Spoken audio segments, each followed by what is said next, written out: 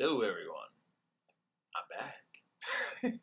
Alrighty, so when last left off, we were discussing 2011, my weight drop, depression, you know, other stuff that was kind of helping, but then also hurting my progress overall. I'm just shaking the thing charger over here. So today we're talking about 2012 first off. So 2012 was a bit of a change. I ended up switching gyms in terms of working. So I went from working at a location that had all those bells and whistles I mentioned in the last few videos to a gym with smaller versatility. It's a gym that his dumbbells were 60 pounds. It didn't have a flat bench or incline regular bench in the sense, everything was all cable machines and regular weight machines. I'm not gonna name establishments because I don't want to start crap, and I don't want to be copyright stricken or none of that stuff because this might be on YouTube and you never know who gets triggered. So that's a trigger warning right there. So it was that. So when it came to training was a little different for me.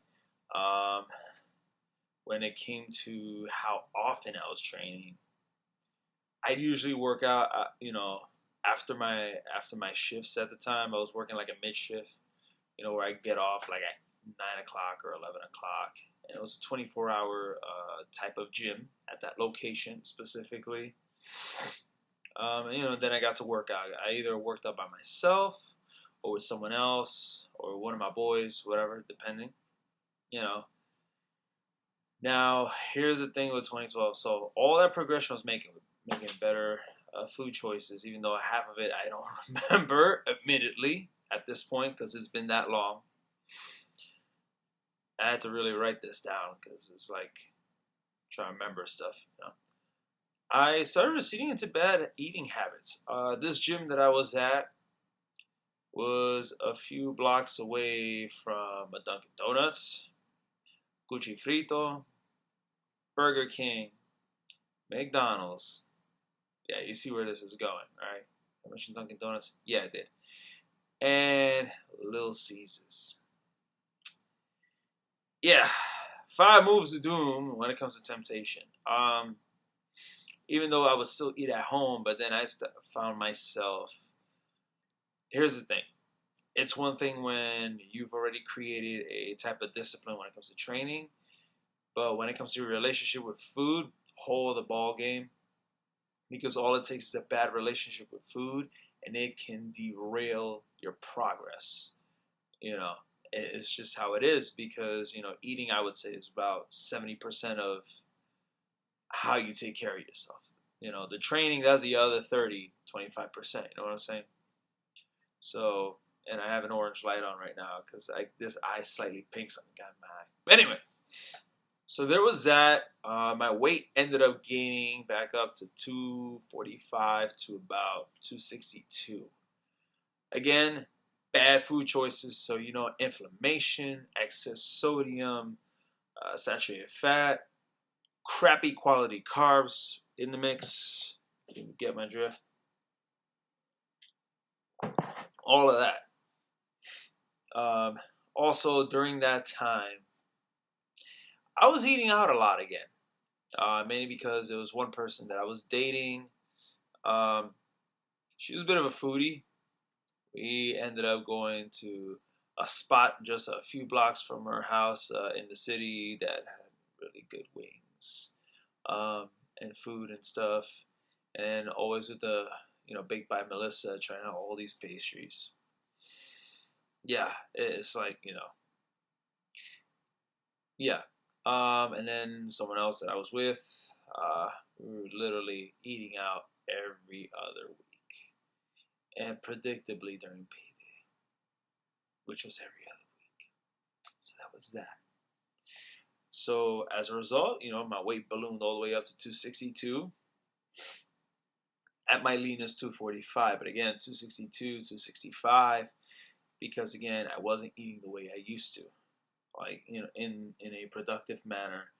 Also, during that time, I was on a whole epic mealtime kick. So, mixing stuff that is horrible for your health was being mixed in the kitchen, the likes of which would make my girlfriend roll her eyes, the likes of which that would gross my sister out, and the likes of which, looking back now, I was like, what the heck was I doing? Like, Ronnie, what? What was that? Seriously, Ronnie, what the heck was that? Right? And then let's go. You know what? I might as well. 2013. Let's talk about that right now. Right? So I was no longer working at a gym. I was working retail in music. It doesn't take much imagination to figure where.